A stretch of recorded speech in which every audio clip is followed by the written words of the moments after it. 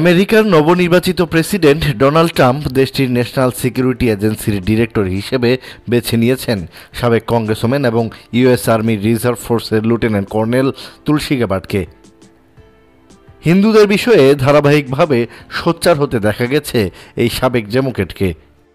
2022 সালে Democratic party ত্যাগ করা গ্যাবার্ড সম্প্রতি রিপাবলিকান পার্টিতে যোগ দেন। As a member of Congress, I introduced a resolution that called for the protection of Hindus and religious minorities in Bangladesh. সম্প্রতি social মিডিয়ায় বাংলাদেশ নিয়ে তুলসীর একটি বক্তব্যের ভিডিও ভাইরাল হয়েছে। ভিডিওটিতে তুলসী গ্যাবার্ডকে বলতে শোনা যায়, বাংলাদেশে হিন্দু ও সংখ্যালঘুদের সুরক্ষায় আমেরিকার কংগ্রেসে প্রস্তাব উত্থাপন করেছেন তিনি। তুলসী বলেন, বাংলাদেশে হিন্দু নির্যাতন নতুন কিছু নয়, এটি শুরু হয়েছে আরও 50 বছর আগে, বাংলাদেশের স্বাধীনতা যুদ্ধের সময়। ওই সময় পাকিস্তান সেনাবাহিনী ধর্মীয় পরিচয়ের কারণে হাজার হাজার হিন্দু ধর্মাবলম্বীকে হত্যা, নির্যাতন ও ধর্ষণ করে। স্বাধীনতার পরও এই নির্যাতন, হত্যা চলছেই।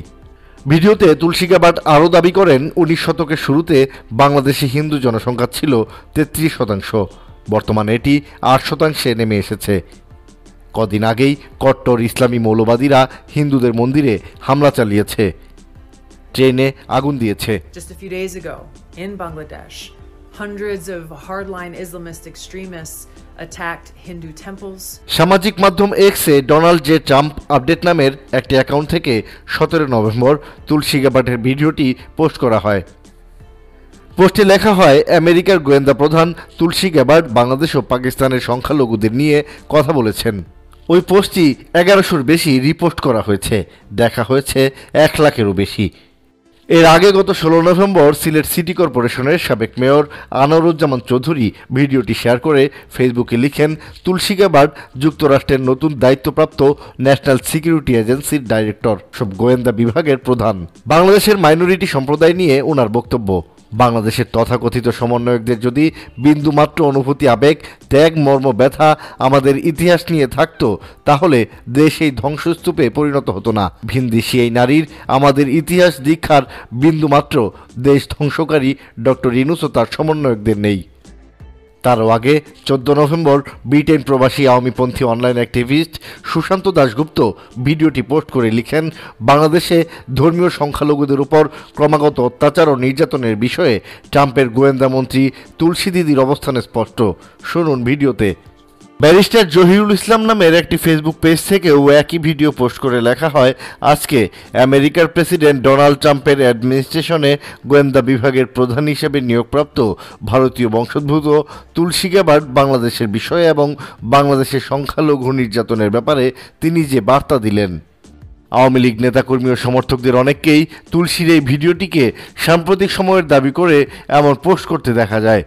এমনকি একসময়ের জনপ্রিয় ব্যান্ড শিল্পী মাকসুদও একই ধরনের পোস্ট করেন। 18 নভেম্বর বিশিষ্ট চিন্তাবিদ ফরহাদ মজহারের ইস্কন মন্দির পরিদর্শন ও তুলসী গ্যাবার্ডের ভিডিও বার্তার কারণেই বলেও প্রচার করছে অনেকে। লেখক মঞ্জুরুল হক লিখেন, আজকের পোল্টিবাজিও এমনি নয়। তুলসী গ্যাবার্ড আমেরিকার প্রস্তাবিত ন্যাশনাল ইন্টেলিজেন্সের ডিরেক্টর হয়ে ভিডিও বার্তায় ইস্কন নিয়ে এবং সংখ্যালঘুদের উপর নির্যাতনের ডিটেল সতর্ক বার্তা দেওয়ার পর সুচতুর মজহার ইস্কনে তাশরিফ রেখেছেন। 20 জানুয়ারি পাশা উল্টে যাওয়ার আগেই সেফগার্ড নিলেন। তবে তুলসী গ্যাবার্ডের যে ভিডিও বার্তা নিয়ে এত কাহিনী, সেই ভিডিওটি সম্পর্কে অনুসন্ধানে দেখা যায় আলোচিত ভিডিওটি 3.5 বছর আগের। তুলসী গ্যাবার্ডের ভেরিফাইড ফেসবুক পেজে 2021 সালের 2 এপ্রিল পোস্ট করা একই ভিডিও পাওয়া যায়। ভিডিওর ক্যাপশনে তুলসী গ্যাবার্ড লিখেন, বাংলাদেশে হিন্দু এবং অন্যান্য ধর্মীয় সংখ্যালঘুরা এখনও নির্যাতনের শিকার হচ্ছেন, যেমনটি 1971 সালে ঘটেছিল।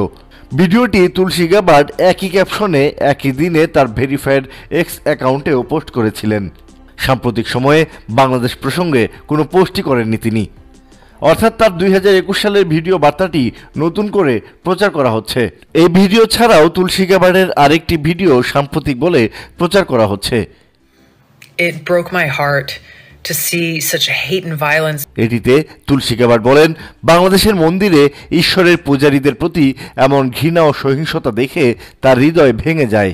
এই জিহাদিরা বিশ্বাস করে যে এরকম মন্দির এবং মূর্তি পুড়িয়ে দেয় এবং ধ্বংস করার মাধ্যমে তাদের সৃষ্টিকর্তা খুশি হয়। তুলসী বলেন, বাংলাদেশের ধর্মনিরপেক্ষ সরকারের এখন সংখ্যালঘুদের সুরক্ষা দেওয়া উচিত। এই ভিডিওটিও 2021 সালের 21 অক্টোবরের। আর ট্রাম্পের নামে যেই এক্স অ্যাকাউন্ট থেকে তুলসীর ভিডিওটি শেয়ার করা হয়েছে সেই অ্যাকাউন্টের সঙ্গে ট্রাম্পের কোনো সম্পর্কই নেই।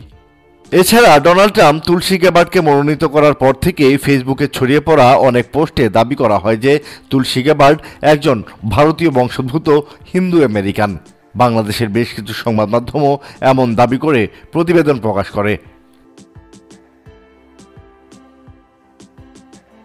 কিন্তু তথ্য অনুসন্ধানে জানা যায় তিনি ভারতীয় বংশোদ্ভূত নন। তুলসীর জন্ম আমেরিকার সামোয়ান জাতিসত্তার একটি পরিবারে। তার বাবা মাইক গ্যাবার্ড একজন ক্যাথলিক এবং মা ক্যারল গ্যাবার্ড হিন্দু ধর্মে ধর্মান্তরিত। শিশু বয়স থেকেই তুলসী হিন্দু ধর্ম পালন করে আসলেও বিভিন্ন সময় তিনি নিশ্চিত করেছেন যে তিনি ভারতীয় বংশোদ্ভূত নন। তুলসী গ্যাবার্ডের নাম এবং তার হিন্দু ধর্মের অনুসারী হওয়া এই দুই মিলিয়ে অনেকেই তাকে ভারতীয় বংশোদ্ভূত বলে ধরে নিয়েছেন। তিনি তার এক্স অ্যাকাউন্ট থেকে 2012 সালের 17 অক্টোবর এবং 2014 সালের 27 ডিসেম্বর করা পোস্টে উল্লেখ করেন যে তিনি ভারতীয় বংশোদ্ভূত নন। তবে নিজেকে সবসময় হিন্দু হিসেবেই পরিচয় দেয়া তুলসী গ্যাবার্ড ইস্কনের একজন ভক্ত, এই তথ্যটি সত্য।